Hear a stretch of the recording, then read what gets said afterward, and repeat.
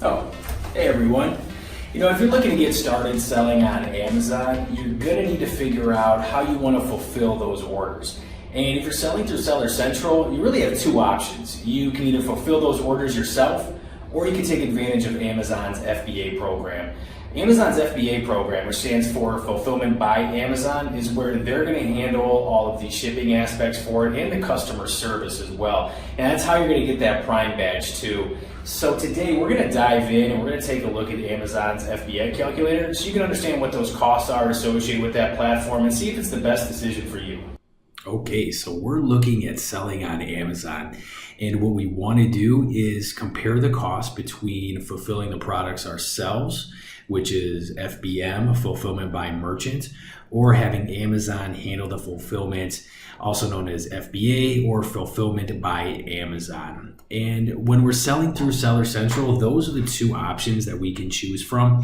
And as we dive in here, one thing that we want to note is that unless you're eligible for Seller Fulfilled Prime, you are not going to have any Prime eligibility on your products unless you go with Amazon FBA. This is going to deter a lot of people from buying your products if you don't have that Prime badge. So you need to factor in expected increase in sales from going with FBA versus FBM, as well as these fees. Now, in order to find this calculator, you can go through Seller Central and try to click through a lot of links, or you can just do what I do, which is type in Amazon FBA Calculator, hit search on Google, and you're going to be able to find it right here. It's just a click away. Now what we're going to need to do is actually put in some of this product and cost information so that we can compare our numbers. So the first step is to find your product on Amazon that you want to put in that FBA calculator in order to get those numbers. Because what you're going to want to do is go and find the ASIN, which is located generally at the bottom of that product detail page in the product information. There it is here, and I'm going to copy that and paste it directly into this Find Your Product on Amazon.com search. Now here I'm going to select the product, and it's going to instantly put in that same information. We always want to start with price here. So on the right-hand side, we're going to have the Amazon fulfillment numbers versus our own fulfillments here on the left side. So for price, we're going to put in what it was on the Amazon buy box, and also what we're going to sell that price if we weren't going to use the Amazon fulfillment method. Now, one thing to factor in is that when you're looking at Amazon and specifically the buy box, among other factors, price and fulfillment method are the primary considerations for which product is going to win the buy box. This means if you're facing an uphill battle winning the buy box, if you're going to go with the FBM method as opposed to FBA.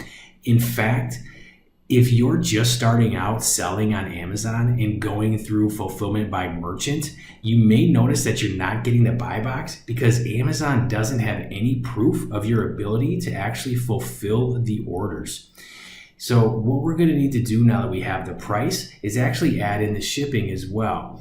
Now, it's important to note here that shipping is going to be factored in as a revenue. This isn't a cost of shipping. This is what we expect to make off of shipping those products ourselves. So we don't want to include any fees, whether that's UPS, USPS, fees for packaging, handling, anything like that. We only want to put in what the revenue is that we would get if we expect to ship it ourselves. So we'll just put $1 in there for now.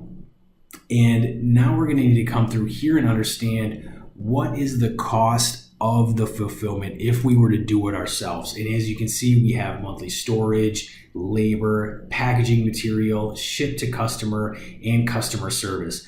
All of those are fees that should be considered, and you should know these numbers when you're calculating the fulfillment side yourself. Now, if you don't know these numbers, that's fine. You can just say, I don't know, and we're going to put in an approximate cost. So we'll just say approximately all those things added up is going to cost us $4 if we were to fulfill that product order ourselves. We don't have any shipping for the Amazon FBA side. We also don't have any cost for the seller fulfillment, of course, because Amazon's going to handle the fulfillment. But what we will have are costs that are actually going to be us getting the products to the Amazon fulfillment centers. This is going to vary based on how heavy everything is. We'll just put 50 cents here because that's usually a good number. There's going to be some products, of course, that'll cost more and quite a few that'll cost less, but that'll at least give us some numbers that we can work with. Now, what we're going to need to do here is actually go through and take a look at the cost of the product. This is where we're going to factor in basically what did that product cost to get landed here? What's our cost of that?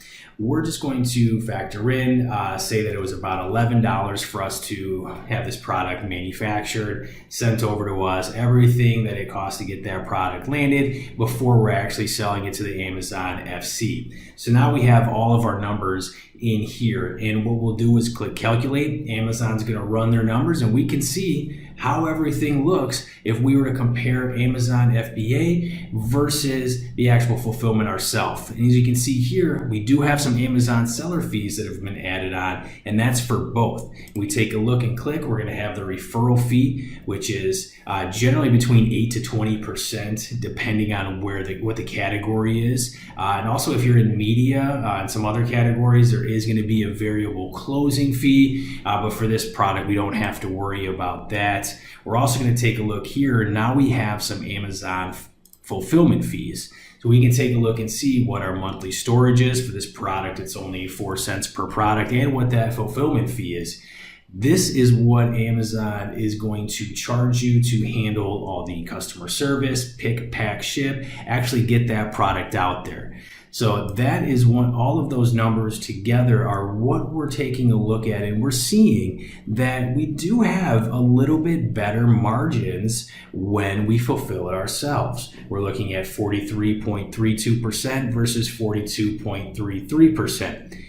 Just the margins aren't the only things that we need to consider when we're debating between the two fulfillment methods. And Amazon makes it easier to go ahead and look and see and do some forecasting as well. So if we say we sell 100 units sold by seller fulfillment, and we expect though that if we were to have the prime eligibility doing Amazon FBA, we expect we can get about 20% increase in sales.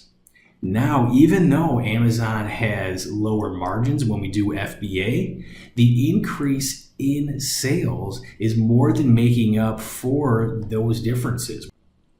So that's how you use the Amazon FBA Calculator. And you can play with this tool to find profitable products to sell on Amazon, and of course make sure that you're fulfilling those sales with the most cost-effective way. You can also go and try a different product if you want to take a look and see how some other ones might line up. It's a pretty intuitive tool and you can have a lot of fun with it. If you have any questions, be sure to leave them in the comments and I'll be sure to respond. Thanks.